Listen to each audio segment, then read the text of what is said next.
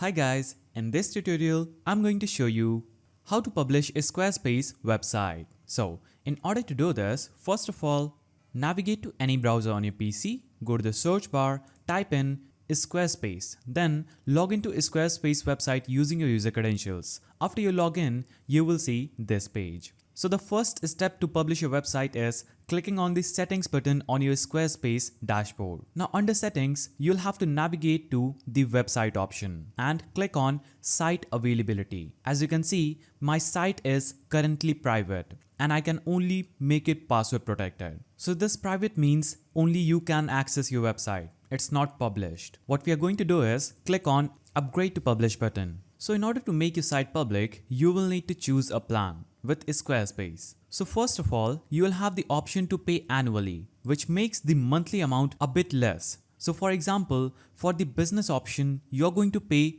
$23 per month, but you're going to have to pay annually, or if you pay monthly, it's going to be $33. So it's $10 less a month. And another thing is, if you pay annually, you can see you get a free custom domain, and that's for a year. You get a free custom domain, so that's another benefit to go with. So if you're going to use your site for a year, you should definitely go with pay annually. You can save some money in the long run, but if you're not sure, you can also go with pay monthly. Now, talking about the personal and business plan, it's for the simple websites. Now, these basic and advanced plans are for websites where you want to sell things. So if you need to collect payments on your website, you need to go with these plans. That is basic or advanced. Commerce plans by default are more expensive. But if you're not selling anything on your website, you just want to use it as a blog, or you want to use it maybe to schedule appointments, you can just go with the personal or the business option. And if you go with business option,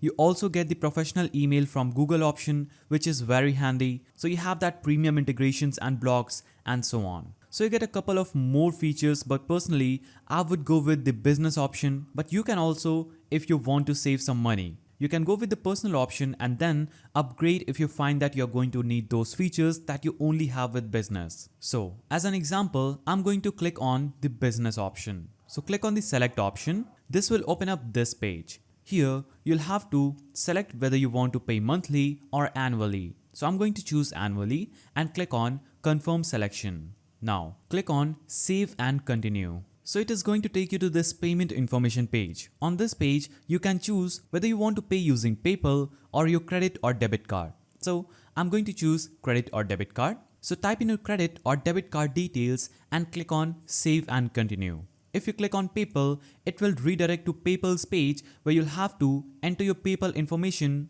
and then you can complete the payment and get your website published. So I'm going to cut this out because I'm not going to use PayPal. I will choose credit or debit card and click on save and continue. Now if you have a promo code, you can add that code just right here in this field, which is going to save you some money and get you a discount. If you don't have a promo code, just scroll down and click on confirm payment. After you click on confirm payment, it will process your order and take you to your bank's official website. On this page, you'll have to enter the information asked by your bank and click on confirm. After you're done, you'll have successfully bought a plan. Now after you have your plan, you'll have to navigate back to a Squarespace dashboard and here, click on the settings option again. Choose domains and email under settings. Now select domains. If you have gone for the yearly plan, then you will get a free domain. Otherwise, you're gonna have to buy that as well. So this will take us to settings, domains.